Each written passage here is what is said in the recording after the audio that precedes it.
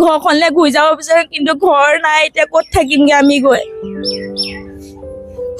নবৌক মই যেন তেনে কানি কুটি আমি পাৰ হলো, যেন তেনে মা দেউতাক পাৰ কৰিব নোৱাৰিলো। মা দেউতাক পাৰ কৰিব যাতে মেচিন নাওখন নদী ধাৰৰ মাজত বন্ধ হৈ গুচি গৈছিলে।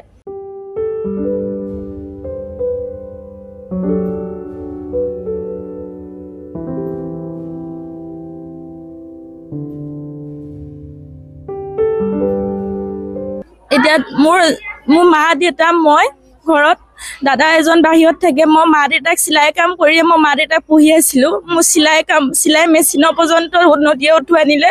ঘৰত গৰু 11টা, ছাগলী 8-9টা, গৰু ছাগলী গোহালিতে মৰি গৈছে।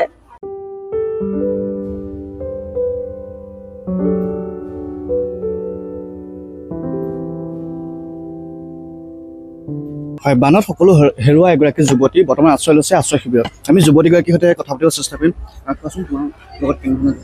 মানে মই ৰাতিপুৱা শুইতে গোটেই ভিতৰত পানী আছিল। মই লোকৰ জীৱন ৰক্ষা কৰিব যাতে মোৰ নিজৰ জীৱনটোৱে যাব লৈছিল।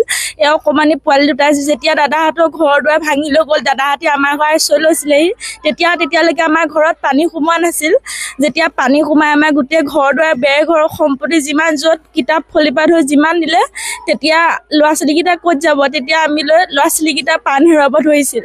তেতিয়া ল'ৰা ছোৱালীকেইটা যেতিয়া প্ৰাণ হেৰুৱাব ধৰিছিলোঁ, লগত মই মৃত্যু হ'ব লৈছিলোঁ। তেতিয়া দাদা আছিল কাৰণে মই বাচিলোঁ।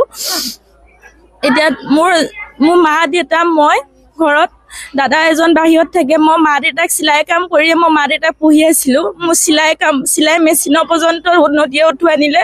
ঘৰত গৰু 11টা, ছাগলী 8-9টা, গৰু ছাগলী গোহালিতে মৰি গৈছে। আৰু মা দেউতাক মই বচাব যাতে মই বচাব নোৱাৰিলোঁ। মই 3বাৰকৈ মই চৰকাৰৰ সহায় লৈ মই মেচিনত গৈ মই 3বাৰকৈ গ'লোঁ। 3বাৰকৈ মই আনিব নোৱাৰিলোঁ।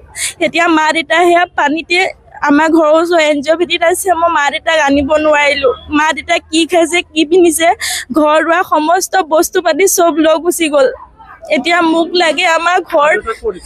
মা দেউতা এতিয়া পানী মাজতে আছে। মা দেউতা দাদা পানী মাজত আছে। কি খাইছে, কি পিন্ধিছে, চাউল পাত, গৰু ছাগলী চব লৈ গুচি গ'ল। এতিয়া আমি থাকিবলৈ জেগা নাই, খাবলৈ হেৰি নাই। আপোনালোকে আজি ইয়াত ৰখাইছে, কাইলৈ আমি ক'ত থাকিম? জীৱনটো ক'ত থাকিম? দেউতা মাক ময়ে পুহি আছিলো কিবা এটা কৰি। দাদাটো বাহিৰতে থাকে। এতিয়া গৰু ছাগলীকেইটা খেতি পথাৰৰ পৰা চব লৈ গুচি গ'ল, ধানৰ পৰা ধৰি।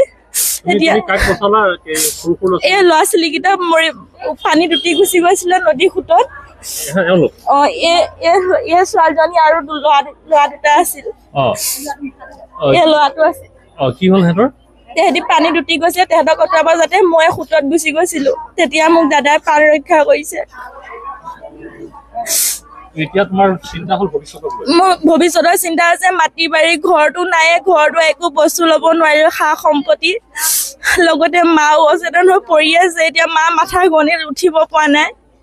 গৰু ছাগলী মৰি গৈছে। গোটেই ঘৰৰ মাটি বাৰী চব খহাই নিছে। এতিয়া আমি থাকিবলৈ জেগা নাই। এজন মোৰ নবৌ হয়। নবৌ কিছুমানে ছাৰ সেই এক অৱস্থাই আৰু কি ক'বনো, ঘৰ দুৱাৰ পানী দি পেলাই শেষ কৰি পেলালে। ক'ত থাকিম, কি কৰিম, মানে তাকে ভাবিছো। বচাবলৈ যাওঁতে তাৰে মানে কোনোফালে উপায় নাই। মানে মাজতে ফুট মানে ইফালেও ফুট সিফালেও ফুট, মানে মাজতে সোমাই আছিলো। তেতিয়া মানে নিজৰ ঘৰটো মানে ডুবি শেষ হৈ গৈছিলে। তেতিয়া মানে দেউতা মাৰ ঘৰৰ ওচৰত আশ্ৰয় ল'বলৈ যাওঁতে ল'ৰা ছোৱালীকেইটা মানে পানীত ডুবি গৈছিলে। সিহঁতক বচাবলৈ যাওঁতে মানে আমাৰ প্ৰাণ হেৰুৱাবলৈ বিচাৰিছিলো। মানে যেন তেনে মানে সা সম্পত্তি একোৱে নাই মানে ঘৰত। মানে যেন তেনে নিজৰ মানে জীৱনকেইটা ৰক্ষা কৰিছে আৰু ল'ৰা ছোৱালীকেইটাক লৈ। সেইকাৰণে আপোনালোকে চিলাই মেচিনটো য'তে মই দেউতা মাক পুহি আছিলো। কিবা এটা দেউতা মাৰ বৃদ্ধ পেঞ্চন। এতিয়া দেউতা মাৰ 60 বছৰ পাৰ হৈ গ'ল। এতিয়া দেউতা মায়ে কৰি খাব নোৱাৰে। দাদা আছে, দাদাটো বাহিৰত থাকে, কেইটকানো পায়। ডাঙৰ দাদাটো বেলেগে। দাদা পৰিয়ালটো গোটেই ঘৰ দুৱাৰ, গৰু সম্পত্তি চব লৈ গুচি গ'ল। সকলো গুচি গ'ল। চিলাই মেচিনটো লাগে মোক। নহ'লে মই কেনেকে চলিম? মোৰ লাইফটো কথা আছে। এতিয়া কিতাপ খুলি চব লৈ গ'ল। মোৰ ডকুমেণ্টছো আছেনে নাই তাকো নাজানো। মই পঢ়ি আছিলো। মই ক্লাছ 10ৰ। ঘৰ চলাই আছো মানে মই চিলাই কাম কৰো কাৰণে মই নিজে শিকিলো। কিতাপ চিতাপো হেৰাই গ'ল। কাপোৰ কানি সোণৰ অলংকাৰ কাঁহৰ কাঁহী বাতি পৰা চব গ'ল চৌকেছ গডেছৰ পৰা ধৰি কাপোৰ এযোৰ তাকো এতিয়া কিনি আনিছো দাদাই পইচা পঠিয়াই দিছিলে দাদাই বাহিৰৰ পৰা পইচা পঠিয়াই দিছিলে কাপোৰ পিন্ধিবলৈ আৰু একোৱে নাই ঘৰখনলৈ ঘূৰি যাব বিচাৰে কিন্তু ঘৰ নাই এতিয়া ক'ত থাকিমগে আমি গৈ